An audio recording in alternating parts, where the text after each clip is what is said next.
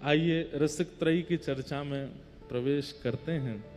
हमारे श्री नाभाजी महाराज वर्णन करते हुए श्री हितरवंश महाप्रभु के विषय में कह रहे हैं। श्री हरिवंश गुसाई भजन की रीत सकृत को जानी है। श्री राधा चरण प्रधान हृदय अति सुदृढ़ उपास। कुंज केली दंपति तहाँ की करत खवास।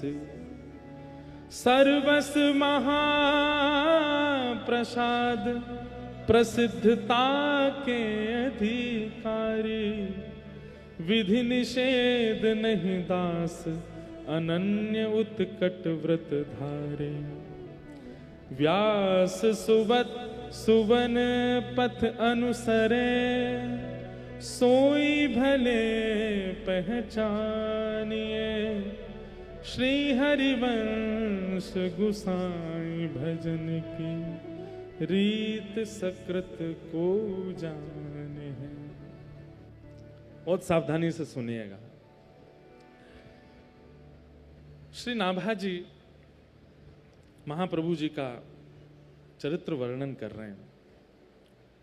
श्री हरिवंश गुसाई भजन की रीत सकृत, यहां पर इस सकृत शब्द पर विशेष ध्यान दिया गया। सकृत का मतलब होता है एक। कहते हैं कि महाप्रभु जी की भजन रीति को इतने लोग सुन रहे हैं, अगर यहां गिनती की जाए तो 1000 से संख्या ऊपर है, 2000 से भी संख्या ऊपर है। लेकिन इतने लोग सुनने बैठे हैं, लेकिन पहले ही नाभाजी कह रहे हैं किसी एक को ही समझ में आएगा। सबके समझ में आने वाला विषय नहीं है, सकृत को जाने हैं। और हमारे आचार्य चरण तो ब्रज के रसिक जन ऐसा कहवे कि भैया श्री हितरवंश महाप्रभु के भजन भाव को, सकृत को, ये सकृत शब्द सेवक जी महाराज के लिए कहा है। श्री हितरवंश महाप्रभु के परम अनुयायी श्री सेवक जी, उनका भी चरित्र आएगा तो महाप्रभु जी के साथ में कहेंगे। सेवक जी महाराज जिनके लिए महाप्रभु जी नित्य लीला से लौट करके आए और आकर के उनको दीक्षा प्रदान करी, ऐसे सेवक जी महाराज। तो कहते हैं कि सकृत शब्द सेवक जी के लिए कि वो ही समझ पाए, नहीं तो महाप्रभु जी की भजन रीति और उनके भाव रीति को सबको समझ में आ जाए, ये संभव नहीं है। आज हमारे वृंदावन में श्री हरिवंश हित हरिवंश सब करते हैं। श्री हरदास सब करते हैं, परंतु भैया इनके अत्यंत गूढ़ मन के भजन के भाव को समझना सामान्य बात नहीं है। इसलिए बहुत ध्यान लगा के, मन लगा करके, रसिक जनों को प्रणाम करके, बड़ी कृपा आकांक्षा करके श्रवण करोगे, तभी महाप्रभु जी की प्रीत की रीत को जान पाओगे। स्वयं ठाकुर जी की मुरली, स्वयं ठाकुर जी की वंशी हितरवंश महाप्रभु के रूप में पधारी है। जिनके स्वयं चरण श्री ठाकुर जी चापते हैं, ऐसी है वंशी। ठाकुर जी की सेवा पूरा विश्व करे, लेकिन ठाकुर जी वंशी की सेवा करें। रंध्रान वेणो अधर सुधया पूरयन गोप वृंदई। देखो, अनुभव करना, चिंतन करना, वंशी को कितना सौभाग्य है। सेवा करते हैं, ठाकुर जी अपनी उंगलियों से चरण दबाते हैं, अपने होठ की तकिया पे सुलाते हैं, अपनी नासिका के जो मोती हैं वहां से मानो छत्र रखते हैं, और अपनी पलकन को वंशी बजाते बजाते जब खोलते हैं, बंद करते हैं, खोलते, तो मानो जैसे दो बीजना हैं, 2 पंखा हैं, उनसे ठाकुर जी ऐसे हवा कर रहे हैं, शयन कराते हैं वंशी को। और भैया ये खावे का है, पूरे दिन सोती रहे, बोले कछुना, ये तो ठाकुर जी को अधरामृत पावे, साक्षात श्री कृष्ण को अधरामृत सेवत करे। और बोले या को काम कहा है, ठाकुर जी की इतनी सेवा क्यों करें?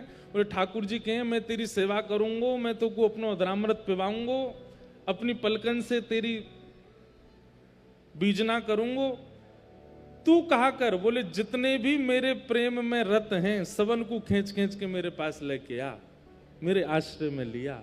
ये वंशी को काम है, या हमारे ठाकुर जी वाकी इतनी सेवा करें। ये तो है एक सामान्य बात। अंतरंग बात पता है ठाकुर जी इतनी सेवा क्यों करे वंशी की? बोले क्योंकि श्री जी को बहुत प्रिय है, किशोरी जी को बहुत प्रिय है। ये सहचरी ठाकुर जी को किशोरी जी की सेवा में इतनी जल्दी आन ना दें। बड़े रसिक जनन ने पद गाए, कितनी ठाकुर जी को अभिलाषा करनी पड़े, कितनी प्रार्थना करनी पड़े, तब जाकर के ठाकुर जी को सेवा प्राप्त होवे। क्योंकि श्री जी को भी भावे नहीं कि भाई हमारे प्रियतम चरणन में बैठे रहें। तो कई बार ऐसा होवे जा से हमारी प्रीति है वहां से स्पष्ट हम नहीं मिल सके, तो वाकई जा से प्रीति है हम वहां से मिलने में। तो किशोरी जी को अति प्रिय लगे वंशी, तो ठाकुर जी वह वंशी की सेवा कर लें, वह वंशी कोई नाद कर लें, वंशी कोई अधर पर दरा लें, वंशी को ही अपने कोमल उंगलियों से वाक्य चरणन को सेवा कर लें। हमारे वल्लभ कुल के एक आचार्य हैं, उन्होंने एक पद भेजा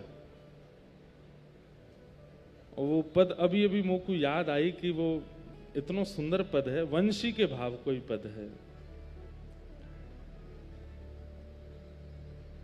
क्या कह रहे हैं? मुरली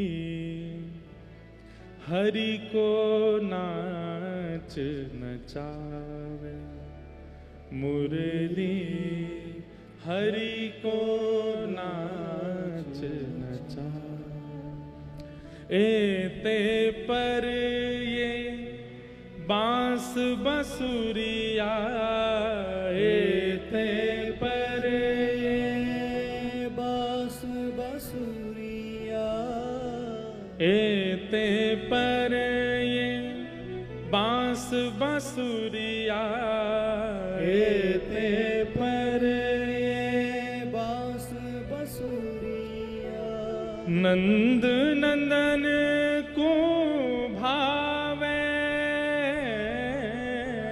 नंद नंदन को भावे। सूरदास जी का पद है। सूरदास जी कह रहे हैं भैया कोई अगर हमें नचावे, नचावे को मतलब हम पे शासन करे, उठ जाओ, बैठ जाओ, खड़े हो जाओ, चलवे लग जाओ, लेट जाओ, अगर कोई हम पे शासन करे वो हमें अच्छा लग सके। लेकिन बोले भैया ये ब्रजमंडल में हमने कहा देखो, बोले कहा देखो, बोले वंशी ठाकुर जी को नाच नचावे और इतने में भी ये उनको बड़ी भाव है।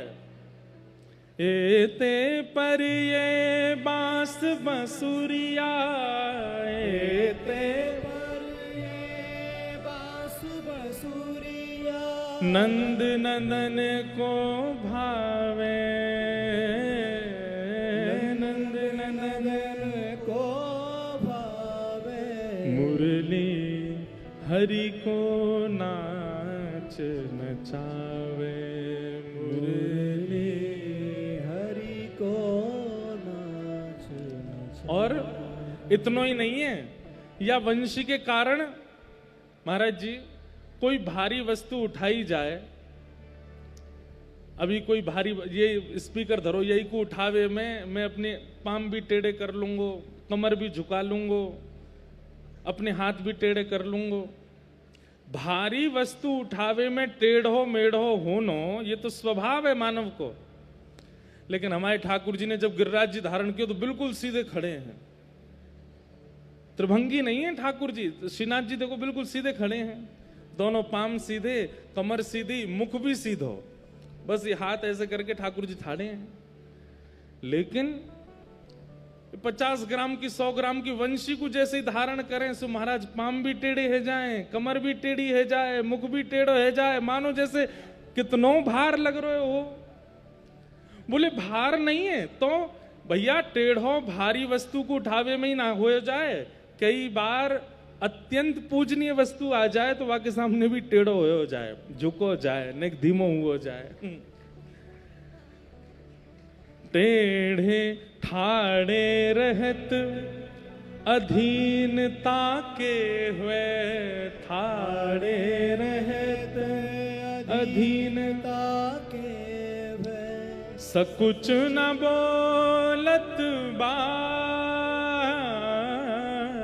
सकुच न बोलत बात, वह निधरक आज्ञा करवावत, वह निधरक आज्ञा करवावत, ने कहूँ नहीं लजात, ने कहूँ नहीं लजात। अरे ठाड़े रहत अधीनता के हुए, ठाकुर जी वंशी को धारण करने के लिए कैसे अधीन रहेंगे। राधारमण जी को देखो, बंगला बने हैं, पुष्प के बने हों, फलन के बने हों, 56 भोग, ऐसे खड़े रहेंगे। अरे एक सामान्य सी बात है कि अगल बगल अगर कुछ योजना बनी है तो नेक हम इधर भी देखेंगे, इधर भी, पर ठाकुर जी ऐसे ही खड़े रहेंगे, राधा वल्लभ जी ऐसे ही खड़े रहेंगे, बिहारी जी ऐसे ही खड़े रहेंगे। क्यों? वंशी हाथ में है। बोले वाक्य लैया इतने अधीन खड़े रहे, तत्पर। और सकुच न बोलत बात, सकुचाते हैं, उसके आगे बोलते नहीं है ठाकुर जी। ये गोपियां आपस में चर्चा कर रही हैं। और वह निधरक आज्ञा करवावत, और वो वंशी ठाकुर जी को आज्ञा करवावे, ने कहूं नहीं लजात। अरे कभी विचार ना करें, जगत नियंता जगदाधार परमेश्वर परमात्मा को अपने अधीन करके रखे। मुरली हरि को नाच नचावे, मुरली हरि को नाच नचावे। और ये वंशी कैसी है? जब जानत अधीन भये हैं, जब जानत अधीन भये हैं। जैसे या वंशी को पता चले कि लाला मेरे अधीन है गयो है, श्री ठाकुर जी मेरे अधीन है गए, तो क्या करे? देखत ग्रीव नवात, देखत ग्रीव नवात। ठाकुर जी जब वंशी बजाते बजाते अधीन है जाए तो कैसे बजाने लगे? ये हस्त कमल तो ऊपर को चलो जाए और ये मुखमंडल ठाकुर जी को इधर को झुक जाए, और ऐसे है करके ठाकुर जी अधीन है गए हैं वंशी के। अपनी ग्रीवा को झुका लें, अपनी गर्दन को झुका लें ठाकुर जी।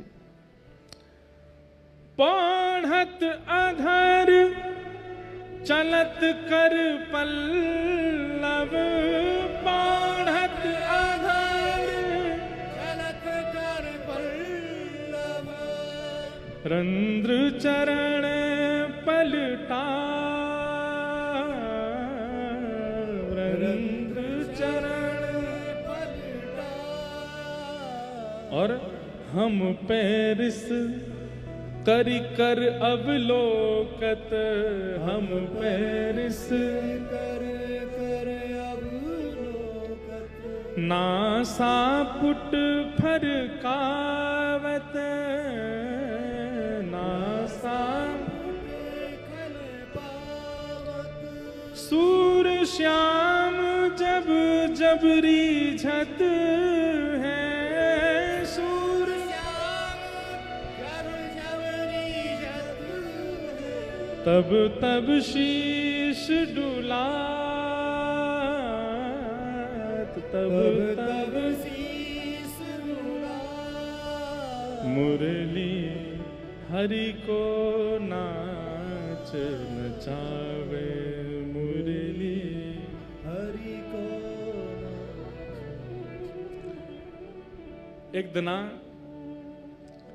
किशोरी जी ठाकुर जी से बोली, बड़े उमड़ घुमड़ के वंशी बजाओ, लाओ यार मोए दो, मैं बजाऊंगी। किशोरी जी बोली आज हम वंशी बजाएंगे, तुम सुनो। ठाकुर जी बोले अरे श्री जी आप ऐसा मत करो, आप तो बैठ के केवल सुनो, आप तो केवल आनंद करो, आप तो केवल नृत्य करो, आप मत बजाओ।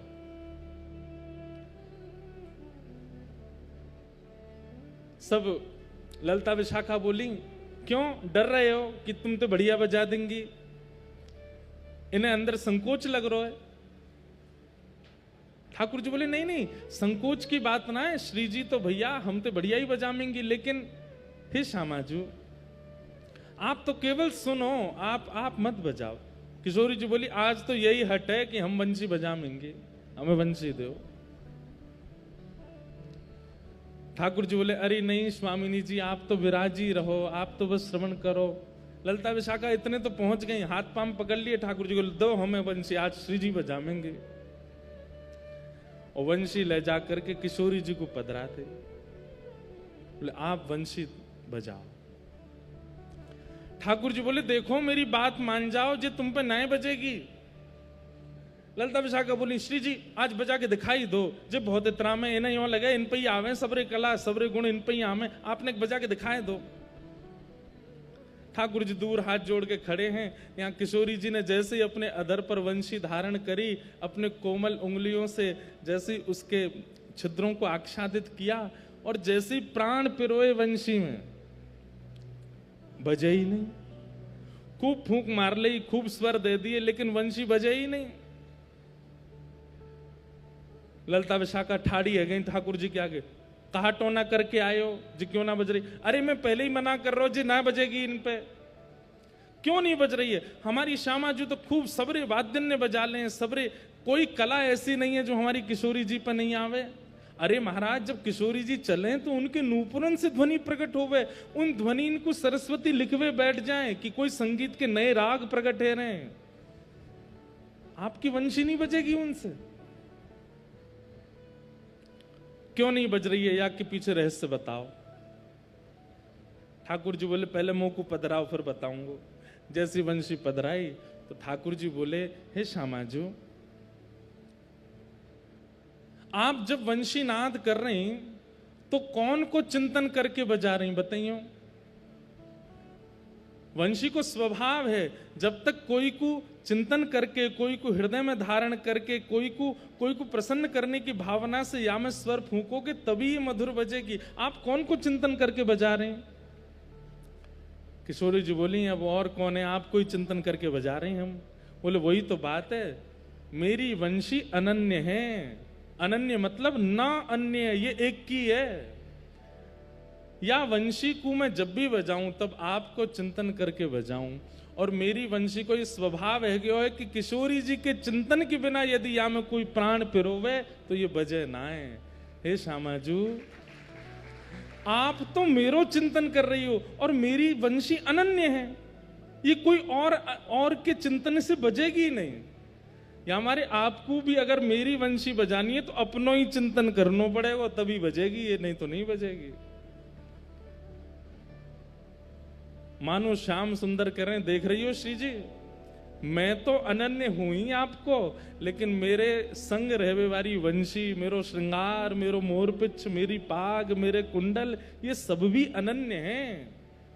भैया ठाकुर जी कोई आपको दिखावे को थोड़ी तैयार हूं मैं। ठाकुर जी को श्रृंगार कोई आपके लिए, आप एक बात स्पष्ट मान ली हो, यदि आप अपने ठाकुर की सेवा अपने नेत्रन को सुख देवे के काजे करोगे तो ठाकुर जी चोखे लगेंगे। लेकिन ये विचार करोगे कि आज शाम सुंदर निकुंज में जाएंगे, किशोरी जी भा जाएंगी, न कि नहीं अच्छों से तैयार कर दूं, वाद ना देखियो ठाकुर जी कैसे सुंदर तैयार होंगे। बार बार बलियां लेवे को मन होएगा, ऐसा होगा कि ठाकुर जी को नजर नहीं लग जाए। क्योंकि श्री ठाकुर जी को एक एक अंग अनन्य है किशोरी जी के लिए। वो मोर पिच्छ धारण करें, वो पीतांबरी पहने, वो वंशी धारण करें, जो भी कछु धारण किए सब किशोरी जी के सुख के लिए है। और वही वंशी श्री हितरवंश महाप्रभु के रूप में आई है। इसीलिए श्री नाभा जी कहते हैं श्री राधा चरण प्रधान हृदय अति सुदृढ़ उपासी। हितरवंश महाप्रभु के चित्त की भावना कैसी? बोले राधा हृदय प्रधान। किशोरी जी के अलावा हम कोई को नाम भी ना जाने ऐसी भावना है। कौन देवता, कौन महापुरुष, कौन सा अवतार? बोले हम तो एक ही जाने। बोले कौन? बोले राधा। बस या के अलावा हमको ये जाने ना है। क्यों? क्योंकि अब से नहीं भैया, ये द्वापर युग से ही अनन्य है किशोरी जी के। स्वयं श्याम सुंदर भी यदि कभी चाहें कि मैं वंशी में, इसीलिए वंशी, मुरली और वेणु ये अलग अलग हैं। ठाकुर जी को जब जनमानस को रिझाना होवे तब ठाकुर जी वेणु बजावे, ठाकुर जी को जब अपने इनको रिझाना होवे तो मुरली बजावे, लेकिन किशोरी जी के भाव से तो ठाकुर जी वंशी बजावे। और ये वंशी अनन्य है, केवल किशोरी जी के लिए है और किसी के लिए नहीं। इसीलिए वही वंशी जब हितरवंश महाप्रभु के रूप में आए तो अनन्य भाव किशोरी जी के लिए। इसीलिए नाभाजी कहते हैं श्री राधा चरण प्रदान हृदय अति सुदृढ़ उपास्य। अरे ठाकुर जी भी पीछे हैं, पहले किशोरी जी, पहले लाडली जी। एक बार एक रासलीला है रही कथा में, तो कछु प्रसाद बनो, तो हम मंच पे गए, प्रिया प्रियतम दोनों जो स्वरूप सरकार उनको पवाने के लिए। सामान्य सी बात है, हम लोगों ने ज्यादा पता तो है नहीं, हम सीधे गए प्रसाद लेकर के, जैसे ही ठाकुर जी को पवाने लगे, जो ठाकुर जी को स्वरूप बने, तो मोह इशारों का करें, पहले इन्हें पवाओ, बगल में जो श्री जी बैठी हैं पहले इन्हें पवाओ। मैंने कि अच्छा, और फिर जैसे ही मैं पवाने लगा तो मुझे बोले पूरा मत पवाइयो, नेक पवाइयो, और प्रसादी फिर मोह पवाइयो। मतलब हमारे यहाँ की रासलीला में स्वरूप सरकार भी या भाव से विराजे कि ये श्री जी हैं, इनको प्रसादी हमको पानो है, वही भाव से। अरे कोई पहले ठाकुर जी को जाके प्रणाम कर ले, बगल में श्री जी बैठी हैं, तो ठाकुर जी न्यों देखें कहीं मेरी लकुटी कहाँ गई, पहले वहां प्रणाम कर, फिर यहां प्रणाम करियो, पहले श्री जी को वंदन करे।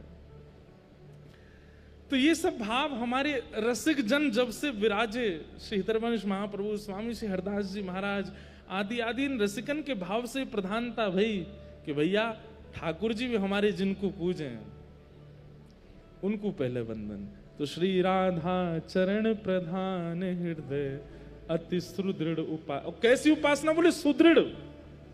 सुदृढ़ मतलब हम आप सब तो ऐसे हैं कि कोई ज्यादा प्रभावशाली देवता आ जाए तो अपने इष्ट को छोड़वे में कंजूसी ना करें, अपने इष्ट को त्याग देंगे, वो ज्यादा प्रभावशाली उनके पास चलो, पर नहीं, जाके अधीन सदा ही सांवरो, जाके अधीन सदा ही सांवरो, या ब्रज को सिरताज,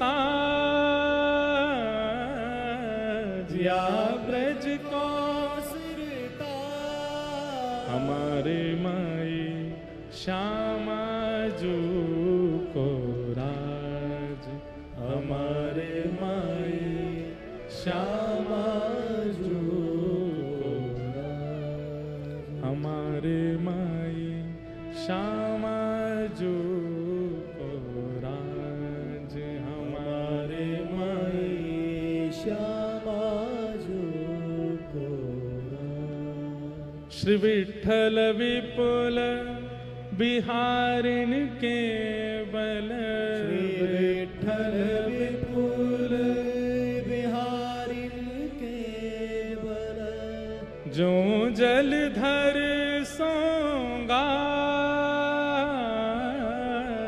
जो जलधर सोगा, हमारे माई श्यामा जू को राज, हमारे माई श्यामा जू को राज। क्योंकि हितरवंश जी वंशी के अवतार हैं और वंशी ठाकुर जी के, और ठाकुर जी की प्रत्येक वस्तु किशोरी जी के लिए अनन्य है। इसलिए आप सबकी उपासना में भी ये नियम होना चाहिए कि ठाकुर जी को कुछ भी पधरा में नया, पहले श्री जी की प्रसादी करें तब ठाकुर जी को पधराओ। नहीं तो आप देखेंगे श्रृंगार ठाकुर जी उतार दें, कभी श्रृंगार ठाकुर जी, कभी गले की माला ढीली है गई, कभी मुकुट फेंक दियो, कभी बंशी जी घेर दें। वास्तव में यही समझियो कि ठाकुर जी कह रहे हैं अरे पहले श्री जी की प्रसादी कर तब मुकुट दियो। ऐसे श्री हितरवंश, इसीलिए श्री राधा चरण प्रधान हृदय अति सुदृढ़ उपासी। कुंज केलि दंपति तहां की करत खवासी। कुंज निकुंज की लीलान की जो खवासी करें, ऐसे श्री महाप्रभु जी सदा उसी भाव में रहते हैं कि श्री प्रिया प्रियतम निकुंज में बस सुख सो विराजे रहें। सर्वस महाप्रसाद प्रसिद्धता के अधिकारी। हितवंश महाप्रभु ने महाप्रसाद को अंगीकार किया ठाकुर जी के स्वरूप में। चरित्र में आती हैं लीलाएं, कथाएं हम सब सुनेंगे कि महाप्रभु जी जल भी पान करते हैं तो श्री प्रिया प्रियतम जी को पधरा के, वा के अलावा कुछ भी ग्रहण नहीं करेंगे महाप्रसाद को। ऐसे श्री हितवंश महाप्रभु जी वंशी के अवतार में प्रकट भये। उनके पावन चरित्र को हम आप सब लोग श्री गिरिराज जी की तलेटी में बैठ करके श्रवण करें भाव से। आपके पूज्य पिताजी श्री व्यास मिश्र जी और माताजी तारा मैया, आप दोनों ही देवबंद नाम के एक स्थान में निवास करते थे, लेकिन संतान नहीं थी, इसलिए बड़े व्याकुल थे। और संतान के पीछे व्याकुलता का कारण ये नहीं है कि भाई जो आजकल के लोगों को होता है कि हमारी संपत्ति बढ़ावे या पुम नामक नरक से तारे आदि आदि भाव होते हैं लोगों के। संतान के पीछे भी कामना क्यों है संतान की, वो भी एक विशेष बात है। नंद बाबा के हृदय में भी कामना थी कि हमारे लाला होए, लेकिन किस भाव से? कामना के पीछे कारण क्या है?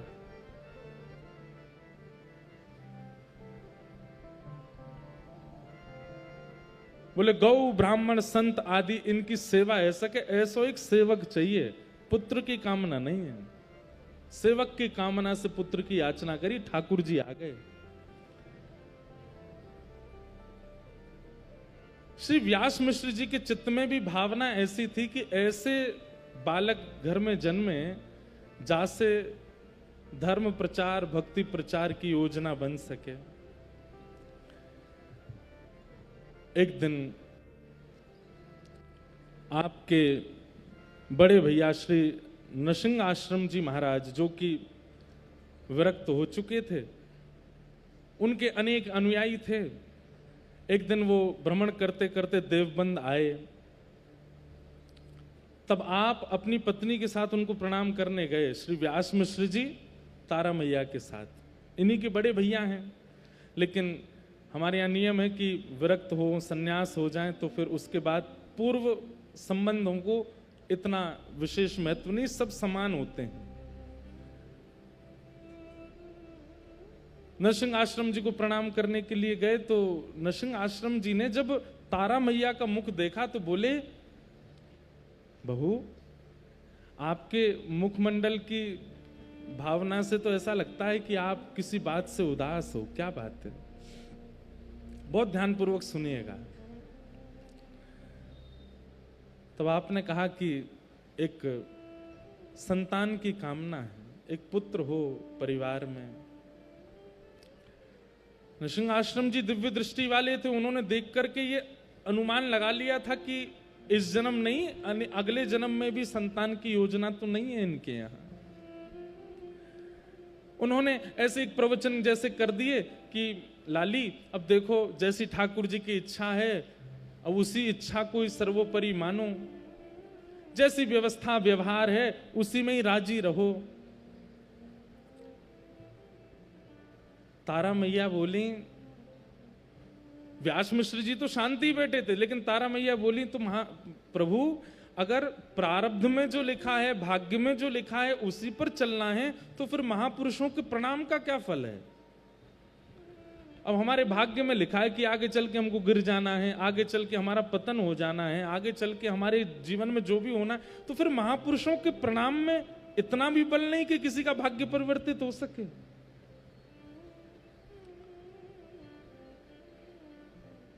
नरसिंह आश्रम जी थोड़े स्तब्ध हो गए,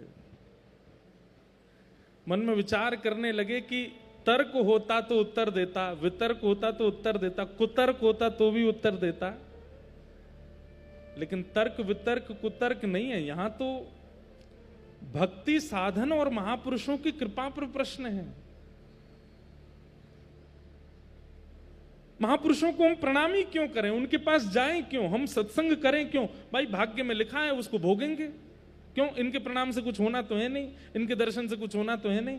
नरसिंह आश्रम जी बोले अगर इस बात को हमने टाल दिया तो बहुत लोगों के चित्त में अविश्वास हो जाएगा।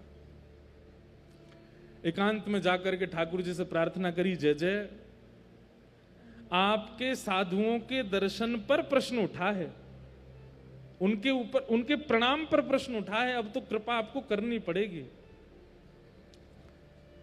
नरसिंह आश्रम जी ने एकांत में जाकर के ठाकुर जी से प्रार्थना की तो ठाकुर जी ने आश्वासन दे दिया और कहा आप चिंता नहीं करो, आप जाकर के केवल आशीर्वाद दे दो, हमारी निकुंज की ही वंशी अली ही इनके यहां जन्म लेगी। बस ये थोड़ा साधन करें, कुछ पवित्रता का ध्यान रखें, वृंदावन का चिंतन करें, इनके यहां हमारी वंशी अली आएगी। नरसिंह आश्रम जी आए, आकर के तारा मैया से बोले बेटिया अब तुम चिंता मत करो, कुछ साधन बताए। बोले जाओ और तुम्हारे घर सामान्य संतान नहीं होगी, ठाकुर जी के प्रेम रस भाव को प्रकट करने वाली ठाकुर जी की निज सहचरी आएगी, इसलिए जाओ। और प्रणाम करके व्यास मिश्र जी तारा मैया दोनों चले गए। अब देखो कितनी अच्छी बात, गर्भ में जो बालक है वो बालक भगवत भक्त है, उसका प्रमाण गर्भावस्था के समय ही मां को हो गया। वर्णन करते हैं कि तारा मैया जब रात्रि में शयन करती हैं और तभी गर्भ में श्री हितरवंश महाप्रभु का आगमन हुआ है, तो आपकी स्थिति कैसी है कि लेटे लेटे सोते सोते आपको निकुंज के दर्शन होते हैं, आपको यमुना जी का प्रवाह दिखने लगता है, आपको सुंदर इत्र की सुगंधी आने लगती है।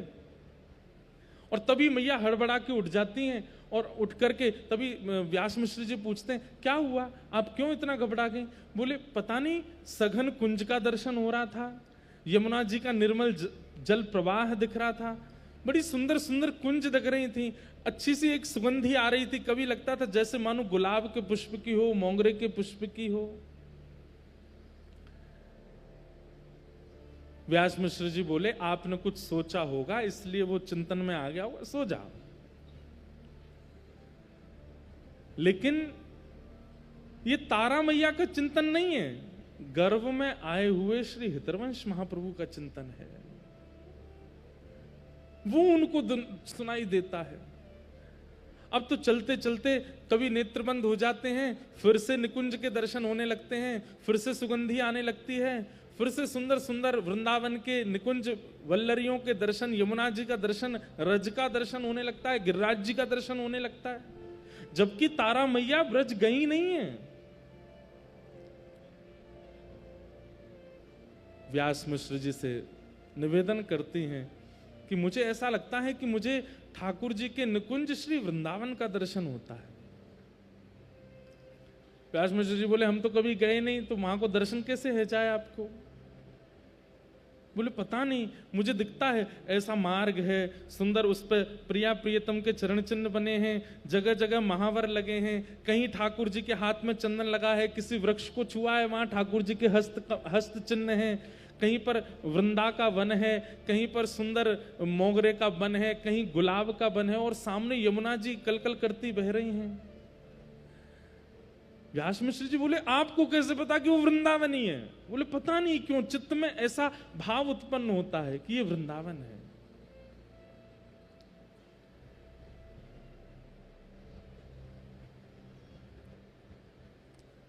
अब तो निवेदन करने लगी कि एक बार वृंदावन ले चलो। व्यास मिश्र जी बोले ऐसी अवस्था में कैसे लेके चलें आपको? बोले एक बार ले चलो बस। क्योंकि जैसे एक भूखे व्यक्ति को व्यंजन का स्मरण होता है, प्यासे व्यक्ति को जल का स्मरण होता है, ऐसे एक प्रेम विरही व्यक्ति को धाम का स्मरण होता है। और उस समय यदि धाम का आस्वादन ना कराया जाए तो प्यासे की स्थिति और भूखे की स्थिति के समान पीड़ा होती है। हम आप सबको ऐसा आस्वादन होता है कभी ब्रज का? लेकिन तारा मैया बेचैन हो गई, बोले वृंदावन चलो, वृंदावन चलो, वृंदावन चलो। व्यास मिश्र जी एक राजा के यहां, राजा उनको बहुत सम्मान करता था, आप ज्योतिष के बड़े अच्छे ज्ञाता थे, तो राजा से जाकर के कहा कि हम अपनी गृहिणी को लेकर वृंदावन जाएंगे। तो राजा ने कहा महाराज जी आपकी आज्ञा हो तो हमें आगरा जाना है किसी काम से, हमारे संगी आप हो लीजिए, संग में खूब सेवक आदि भी हैं, तो उनकी गर्भावस्था अभी समय है, सेवा भी हो जाएगी। और निकल पड़े वृंदावन की ओर। कहते हैं ज्यों ज्यों वृंदावन की ओर पालकी बढ़े, त्यों त्यों तारा मैया के नेत्र अपने आप सजल हो जाते हैं। बंधु दो प्रकार से भाव चित्त में प्रकट होते हैं, या तो रसिक जनों के संग के द्वारा रसिक जनों की वाणी सुनकर के भाव उत्पन्न होता है, या ठाकुर जी का कोई वैष्णव भक्त या वैष्णव जन आपके द्वारा इस संसार में आना हो तो चित्त में ऐसे भाव उत्पन्न होते हैं। बैठी बैठी तारा मैया रोने लगती हैं, श्री वृंदावन प्राण वृंदावन जीवन वृंदावन कहने लगती हैं। व्यास मिश्र जी समझ नहीं पाते कि ये स्थिति इनकी बन कैसे रही है। जैसे वृंदावन पहुंचे, अब राजा ने तो अपनी सभा वहीं उनको कह दिया कि आप लोग दर्शन करो, हम आगरा निकलते हैं, कुछ लोगों को छोड़ दिया साथ में। अब स्थिति यह है कि तारा मैया चल रही हैं वृंदावन में, और उस समय में वृंदावन में कुछ भी नहीं है, और वो अपने आप कहती हैं आगे आगे एक वन में एक ऐसा पुष्प लगा होगा। व्यास मिश्र जी कहते हैं आपको कैसे पता? बोले देख लेना, और आगे चल के देखते हैं तो वही पुष्प मिलता है। अब देखो यहां से हम इधर मुड़ेंगे ना, थोड़ी दूर तो वहां से यमुना जी दिखाई देंगी, और थोड़े हम आगे जाएंगे तो वहां एक टीला होगा, वहां से गिरिराज जी दिखाई देंगे। और व्यास मिश्र जी जहां जहां जाएं तो जैसा मैया पहले बता दें वैसा ही उनको दिखाई दे। व्यास मिश्र जी भी समझ गए कि इनका स्वप्न असत्य नहीं था, इनका चिंतन असत्य नहीं था। यमुना जी के तट पर बैठ गई मैया और बस चिंतन कर रही हैं, आस्वादन कर रही हैं, मानो यही जीवन है, यही प्राण है, यही सर्वस्व है। वृक्ष को स्पर्श करती हैं तो मानो ऐसा इच्छा होती है कि इसको हृदय से लगा लूं। सायंकालीन समय हुआ, व्यास मिश्र जी बोले देवी अब चलें, रात्रि हो गई है, ये बड़ा निर्जर वन है, यहाँ पे बड़े बड़े राक्षस प्रवृत्ति वाले लोग रहते हैं, हमें यहाँ से चलना चाहिए। वृंदावन से जैसे निकलने लगे, उनकी तो स्थिति ऐसी हो गई कि अब वृंदावन से जा ही नहीं पा रही है, मानो जैसे बार बार पीछे मुड़ के देखती हैं और कहती हैं कुछ योजना नहीं बन सकती कि हम यहीं रह जाएं। व्यास मिश्र जी कहते हैं अब ये भावुकता में मत रहो, चलो जल्दी, अभी आपकी स्थिति ऐसी नहीं है जिद करने की, गर्भ में बालक है, आप अभी जिद मत करो, चलो ऐसी जगह हमें रात्रि से पहले पहुंचना है जहां व्यवस्था हो शयन करने की। और तभी सायंकालीन समय व्यतीत हुआ, रात्रि काल आई, लेकिन ठाकुर जी की कैसी योजना कि ब्रज से बाहर जा ही नहीं पाए, और 84 कोस के ब्रजमंडल के भीतर ही बादगाम ही पहुंचे। मथुरा से नेक आगे आगरा की ओर जा रहे थे, वहीं मैया को ऐसी प्रसव पीड़ा हुई, वहीं प्रसव पीड़ा के कारण पास के गांव में ले गए व्यास मिश्र जी तारा मैया को। गांव के सब लोग इकट्ठे हो गए, अरे आओ आओ आप यहाँ विराजमान हो जाओ, यहाँ आप बिल्कुल सुख से विराजो, कोई चिंता की बात, हम सब सेवा, सब माताएं इकट्ठी हो गई। 2-3 दिन तक वहीं विराजे रहे और पावन एकादशी का दिन आया और जैसे हमारी किशोरी जी का प्रारंभ सूर्य उदय के काल में जन्मोत्सव मनाते हैं, ऐसे ही सूर्य धीमे धीमे उदयमान हो रहे हैं और तभी तारा मैया के पावन कुक्षी से श्री वृंदावन रस को प्रकट करवे वाले हरित्रयी में जिनको प्रमुख नाम है, ऐसे श्री हितरवंश महाप्रभु को प्रादुर्भाव भयो। श्री हितरवंश चंद्र जू की महाप्रभु जी को प्रादुर्भाव भयो। आहा, ऐसो सुंदर स्वरूप है। सब भीड़ लग गई बाद गांव में लोगन की देखवे की, मानो ऐसा लग रहा हो साक्षात कोई ठाकुर जी की सहचरी प्रकट भई है। दर्शन करके सब आनंदित है गए, सब बलैया ले रहे हैं, सब महाप्रभु जी को दर्शन करके सुख में आ रहे हैं। आहा, पूरे ब्रजमंडल में धीमे धीमे ये चर्चा फैलने लगी। अब जहां जहां रसिक स्थिति वाले थे वे सब मानो धीमे धीमे उन सबके चित्त में ही अपने आप भाव उत्पन्न होने लगा कि ये कोई रसिकाचार्य ही आए हैं, ये कोई महापुरुष ही आए हैं। और सब वहां जाकर के महाप्रभु जी के मंगल दर्शन कर रहे हैं। हमारे रसिक जन खूब सुंदर सुंदर बधाई महाप्रभु जी के प्राकट्य की गाते हैं। हम आप सब लोग भी कुछ कुछ बधाइयों को गा करके महाप्रभु जी का पावन जन्मोत्सव, पावन उत्सव का आनंद लेंगे। जय हो। बोलो हितरवंश महाप्रभु की जय। आहा,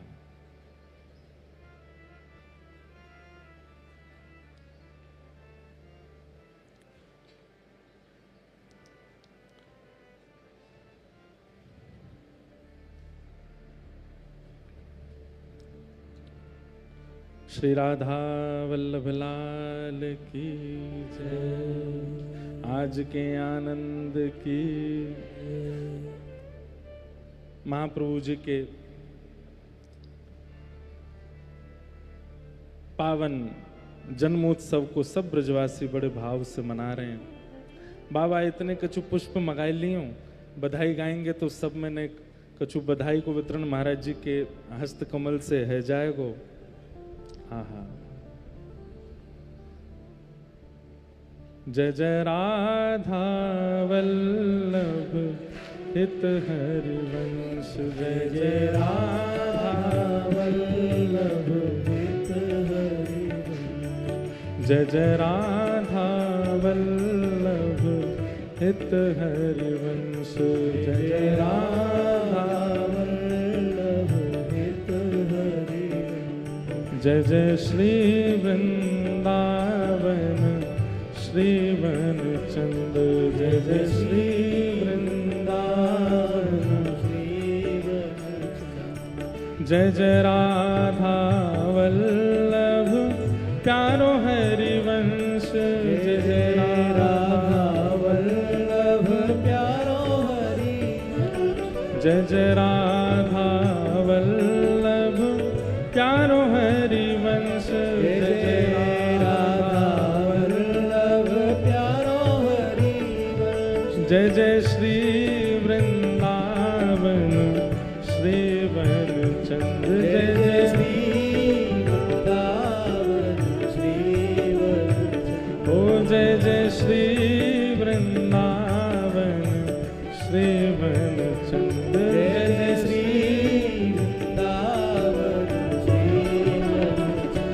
जय जय राधा वल्लभ प्यारो हरिवंश, जय राधा वल्लभ प्यारो हरिवंश, ओ जय जय राधा वल्लभ प्यारो हरिवंश, जय राधा वल्लभ प्यारो हरिवंश। बधाई आज व्यास मिश्र के धाम बधाई आज व्यास मिश्र के, हाँ बधाई आज व्यास मिश्र के धाम, बधाई आज व्यास मिश्र के धाम।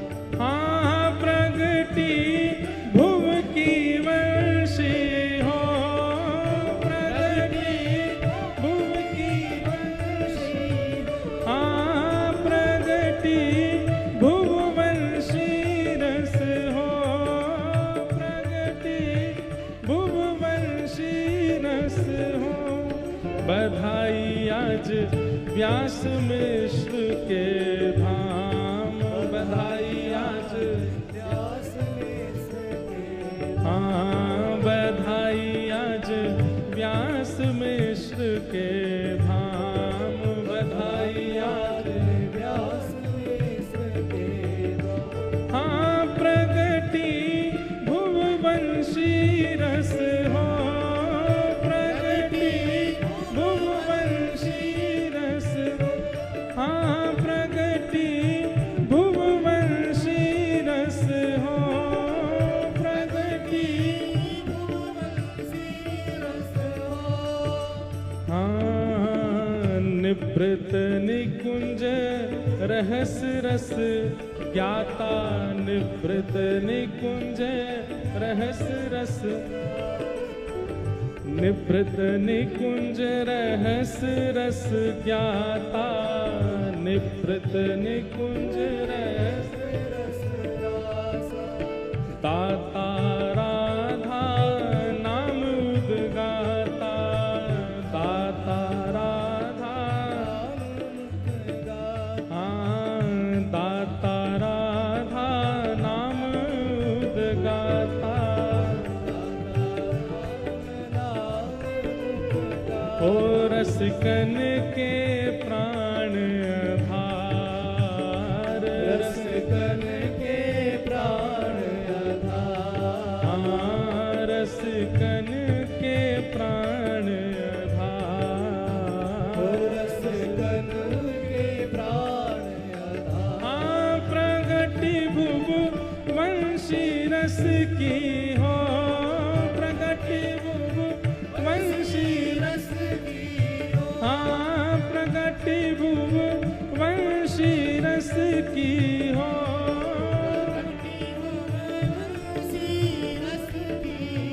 हाँ बधाई आज व्यास मिश्र के धाम, बधाई आज व्यास मिश्र के धाम, हे बधाई आज व्यास मिश्र के धाम, बधाई आज व्यास मिश्र के धाम। हे प्रगट भुव वंशी रस की हो, प्रगट भुव वंशी रस की हो, हे प्रगट भुव वंशी रस की हो,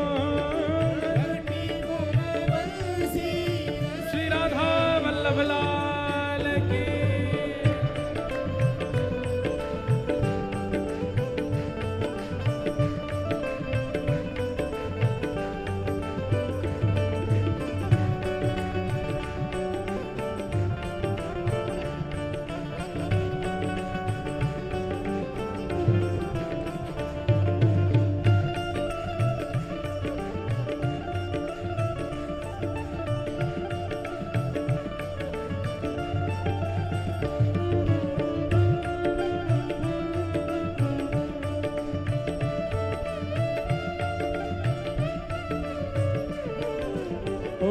चिरजीवो हाँ चिरजीवो, चिरजीवो हाँ चिरजीवो, ओ चिरजीवो हाँ चिरजीवो, चिरजीवो चिरजीवो हो तारानंदन चिरजीवो, तारानंदन चिरजीवो, हाँ तारानंदन चिरजीवो, तारानंदन चिरजीवो, ओ चिर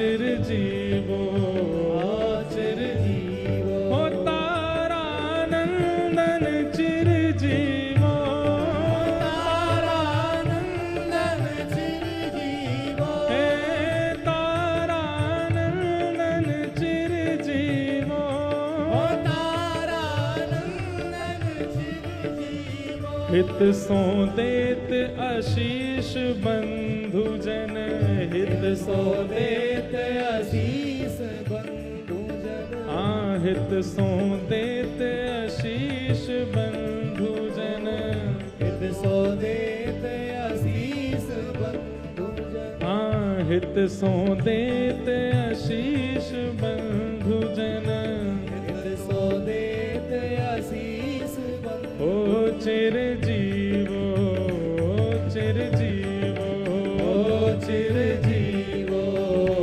चिरजीवो चिरजीवो चिरजीवो चिरजीवो चिरजीवो हो तारानंदन चिरजीवो तारानंदन चिरजीवो हे तारानंदन चिरजीवो तारानंदन चिरजीवो वृंदावन हित रसिक मुकुटमणि वृंदावन हित रसिक मुकुटमणि वृंदावन हित रसिक मुकुटमणि वृंदावन हित रसिक मुकुटमणि हे रस उद्धारक छंद मुकुटमणि रस उद्धारक चिरजीवो चिरजीवो चिरजीवो चिरजीवो ओ चिरजीवो चिरजीवो चिरजीवो चिरजीवो हे तारानंदन चिरजीवो तारानंदन चिरजीवो हे हरि की वंशी चिरजीवो हरि की बंसी चिरजीवो हे तारानंदन चिरजीवो तारानंदन चिरजीवो ओ चिरजीवो चिरजीवो चिरजीवो चिरजीवो चिरजीवो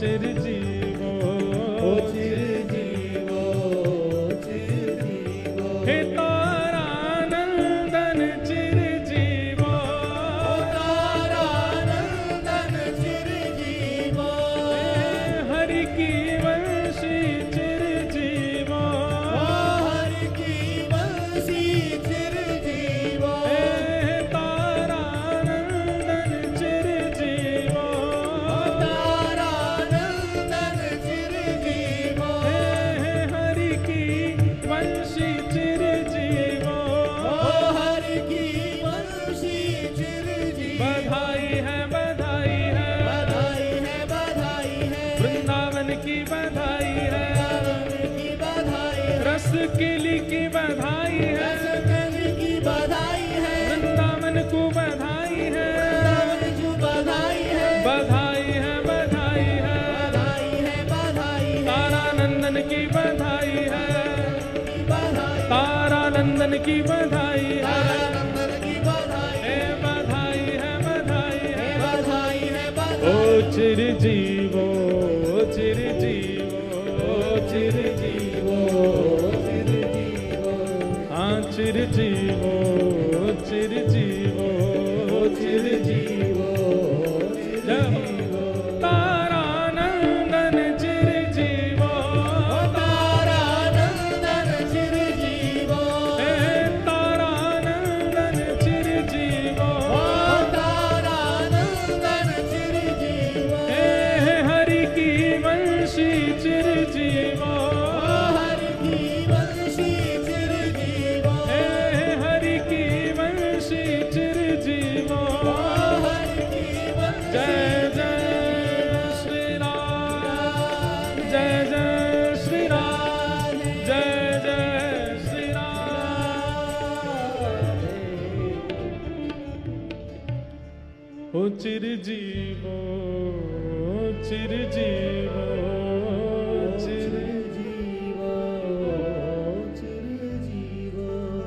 हरि की वंशी चिरजीवो, हरि की वंशी चिरजीवो, हाँ तारानंदन चिरजीवो, तारानंदन चिरजीवो।